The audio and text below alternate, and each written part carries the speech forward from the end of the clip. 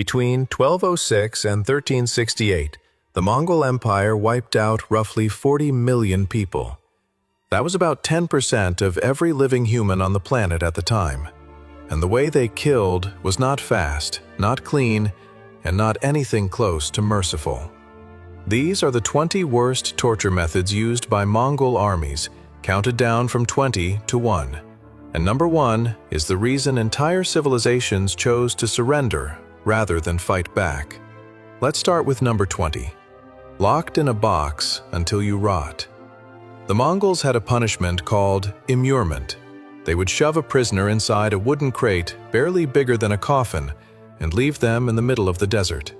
The person inside could not sit up, could not lie down, could not stretch. A small hole in the side let them reach out and beg for scraps of food from anyone passing by. Sometimes guards brought just enough bread to keep them alive longer, which only stretched out the suffering. In 1913, a French photographer actually captured a woman trapped inside one of these boxes in Mongolia. That photograph was published in National Geographic in 1922. Some prisoners spent months locked inside. Their muscles wasted away. Their minds broke long before their bodies gave out. But locking someone in a box to die slowly was only the beginning. What came next was much messier. Here comes number 19, gutting the dead for hidden treasure. In 1220, the Mongols attacked the city of Termez in modern-day Uzbekistan. After the city fell, a local woman begged to be spared. She told the soldiers she had swallowed pearls to keep them safe. They cut her stomach open and found the gems inside. That one moment changed the fate of the entire city. The Mongol commander ordered every single dead body in Termez sliced open. Thousands of corpses were gutted in the streets, while soldiers dug through intestines looking for gold, silver, and swallowed jewels. A massacre turned into a butcher shop because one woman tried to save her life with a lie. And that was just one city. What they did to people who tried to hide their wealth was even worse. Next one is number 18. Tortured until every coin was found. When the Mongols took a wealthy city, they grabbed the richest citizens and tortured them one by one until every hidden piece of gold was found. At the siege of Merv in 1221, Genghis Khan sat on a golden throne and watched while soldiers dragged wealthy prisoners forward. They bent fingers backward, they burned feet, they crushed hands. They kept going until the person either revealed where they had buried their fortune or died from the pain. The Mongols treated rich prisoners like safes that needed to be cracked open, and they had all the time in the world to do it. None of that was personal, though. What they did to cities that killed their own generals was something that still shocks historians to this day. Let's move to number 17, killing every living thing. After Nishapur killed Genghis Khan's son-in-law Tokchar with an arrow during a siege in April of 1221, the Khan's daughter was consumed by grief and rage. She demanded total revenge. And Genghis sent one command to his generals: grant her wish. What followed was one of the most complete destructions of a city ever recorded. Tului Khan marched an army of 80,000 soldiers to Nishapur and breached the walls in over 70 locations. But the killing did not stop with the soldiers and citizens. They killed the dogs, they killed the cats. They killed every insect and every rat they could find inside the walls. Tokchar's widow personally oversaw the slaughter. When the killing was done, only 400 skilled craftsmen were spared and shipped back to Mongolia. Everything else that breathed inside Nishapur was dead. The medieval chronicler Juvaini wrote that even the vermin were hunted down, so nothing living could disturb her husband's spirit in the afterlife. The death toll, according to medieval accounts, reached up to 1.7 million people, though modern historians place the real number between 100,000 and 200,000. And if killing every animal in a city sounds extreme, what they did to 500 years of human knowledge was somehow worse. Let's talk about number 16, drowning a library in blood and ink. When Hulagu Khan captured Baghdad in February of 1258, his soldiers did not just kill between 200,000 and 2 million people in 7 days. They destroyed something that could never be replaced. The Mongols took the contents of the House of Wisdom, one of the greatest libraries in human history, and threw every book into the Tigris River. Centuries of work in mathematics, astronomy, medicine, and philosophy sank to the bottom. Contemporary accounts say the river ran black with ink for days and red with blood at the same time. Scholars were executed alongside their students. The Mongols did not just kill the people of Baghdad, they killed 500 years of human knowledge in a single week. But destroying a library was still considered mild compared to what happened to anyone who personally insulted the Khan. Number 15. Stealing your soul before killing you. When Genghis Khan conquered the Tangut kingdom in 1227, the Tangut ruler was captured alive. But Genghis did not just want to kill him, he wanted to own his soul. So he renamed the ruler Shidurku, which means loyal. Then he had the man crushed to death. In Mongol belief, the name a person carried at the moment of death followed them into the afterlife. By renaming his enemy right before killing him, Genghis forced that spirit to serve the Mongol Empire for eternity. The man's real identity was erased. His soul became Mongol property. It was not enough to destroy the body. They wanted to own what came after. That was a punishment for a king. What they did to ordinary girls was a completely different kind of evil. Number 14. 4,000 girls punished for their fathers. In 1237, the Oirat tribe failed to send the expected group of young women to Mongol Emperor Ogedei Khan's harem. Persian chroniclers recorded what happened next. Ogedei ordered 4,000 Oirat girls rounded up and handed to his soldiers. The girls' own families were forced to stand and watch. 2 of the girls died. The rest were divided among the harem, merchant caravans, and military camps as property. One historian called it one of the worst single atrocities under Mongol rule. An entire generation of daughters destroyed because their fathers made one mistake. And if you think punishing daughters for their father's choices was the cruelest thing the Mongols did, the next entry will change your mind. Number 13. Forced to fight your own brother. When the Mongols captured a city, they grabbed every young man and gave them a choice. Join the Mongol army and attack the next city, or die right here. Thousands of captured soldiers were forced to march with the Mongol army and fight the next town on the list. These men were placed at the front of every assault, while real Mongol soldiers hung back. If a prisoner tried to run, cavalry cut him down in seconds. Brothers fought brothers. Sons fought fathers. Entire communities tore each other apart while the Mongols watched from behind, saving their own troops and letting their prisoners die first. That kind of psychological warfare was bad enough on the battlefield. What they did after the battle was designed to haunt generations. Number 12. Survivors sent to spread the nightmare. The Mongols did not try to kill every single person. They made sure some survived on purpose. After destroying a city, commanders would pick a small group of survivors and send them out in every direction with one job: tell everyone what you saw. Those survivors became walking advertisements for Mongol terror. They carried the stories to every city within 1,000 miles. By the time the Mongol army showed up at the next gate, defenders had already heard what happened. Many surrendered without a fight. The Mongols turned human beings into press releases, and those press releases won more battles than swords ever did.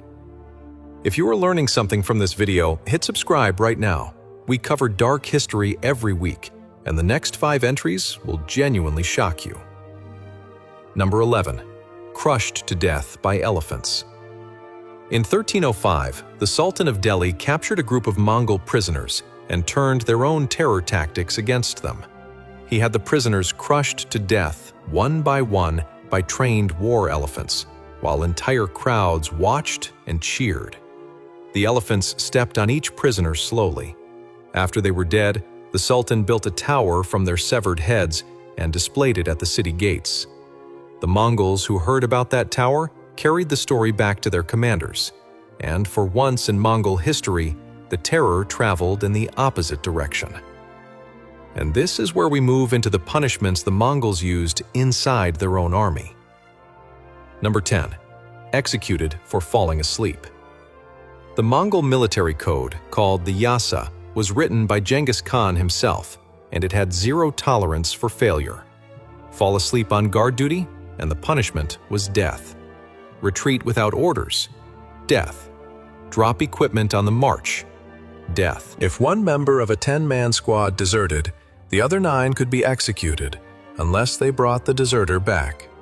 The Yasa turned the Mongol army into the most disciplined fighting force on Earth.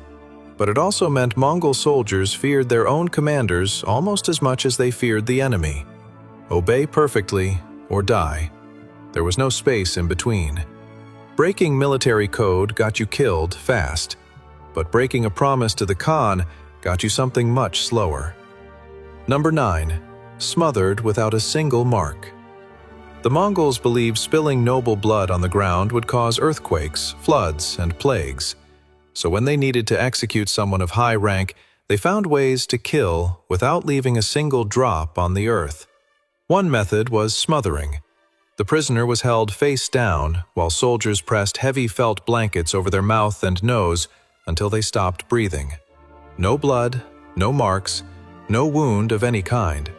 The body looked almost peaceful when it was over, which is exactly what the Mongols wanted.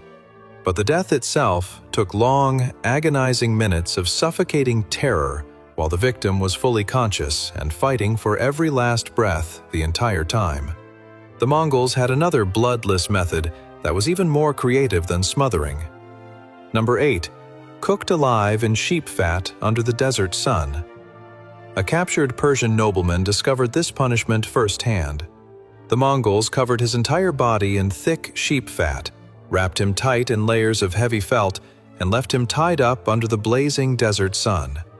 The fat slowly cooked into his skin as the temperature inside that felt cocoon climbed higher and higher. He could not move, could not roll over, could not even scream properly with the felt pressing against his face. He baked alive for hours, while Mongol soldiers sat nearby in the shade and watched. No blade touched him. No blood was spilled, but the sun did all the work a sword would have done, just 100 times slower and 1,000 times more painful. And if cooking a man alive sounds extreme, what they did to capture generals will make you lose sleep. Number 7. Boiled alive in front of your own soldiers. Before Genghis Khan united the Mongol tribes, his biggest rival was a warlord named Jamuka. And Jamuka had a favorite punishment so extreme it actually drove warriors to switch sides. After winning a major battle, Jamuka had captured enemy generals thrown into giant boiling cauldrons alive, while their own soldiers were forced to watch. Historical sources describe 70 cauldrons used at the same time. Whether that number is exact or just meant a whole lot does not matter. The screams from those boiling pots were so horrible that fighters across the entire steppe started joining Genghis Khan instead. They figured anyone had to be better than the man who boils people alive for sport. And honestly, they were not wrong. Genghis had his own nightmare list, waiting for every single one of them. Number 6. Spine cracked in a rigged wrestling match. Years before Genghis became Khan, a famous wrestler named Buri embarrassed his brother Belgute in a public match. Genghis never forgot it. When he finally rose to power, he invited Buri for a rematch. Terrified, Buri threw the fight on purpose, hoping that losing would save his life. It did not.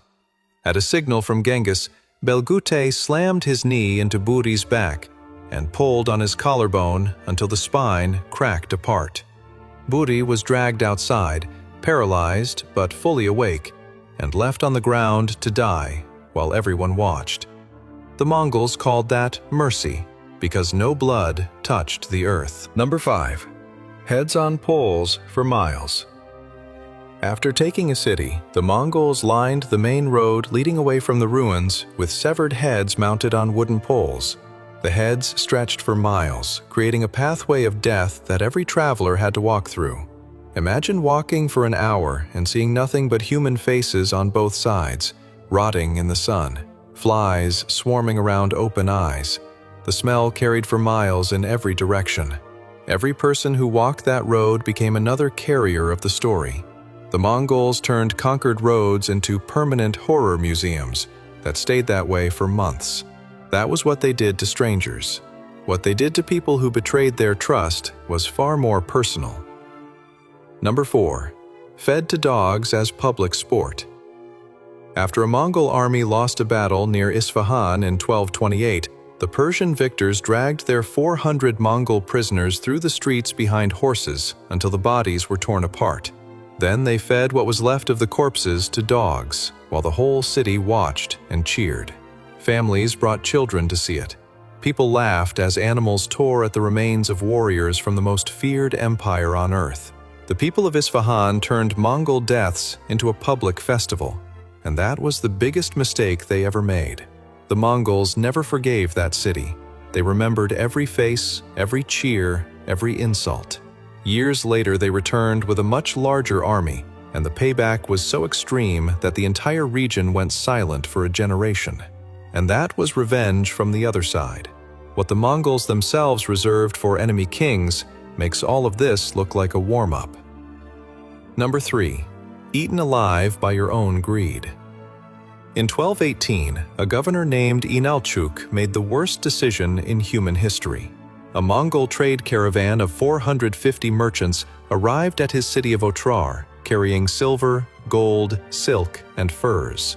Inalchuk accused them of spying, had every single one of them killed, and stole everything they carried. When Genghis Khan sent 3 diplomats to demand justice, the Sultan beheaded one and shaved the beards off the other 2 as an insult. That was the moment that sealed the fate of an entire empire. Genghis Khan gathered 200,000 soldiers and invaded the Khwarezmian Empire. After a 5-month siege, Inalchuk was captured alive, and his punishment matched his crime in the most horrifying way possible. The Mongols heated silver until it turned to liquid and poured it directly into his eyes and ears. The molten metal burned through his skull from the inside. He had killed Mongol merchants out of greed for their silver, so the Mongols gave him all the silver he could hold. After Inalchuk died, they executed the entire population of Otrar, roughly 100,000 people, and then wiped the rest of the empire off the map within 2 years. Number 2. Dinner served on dying royalty. After the Battle of the Kalka River in 1223, the Mongols captured several Russian princes along with their noble commanders. What happened next became one of the most infamous executions in recorded history.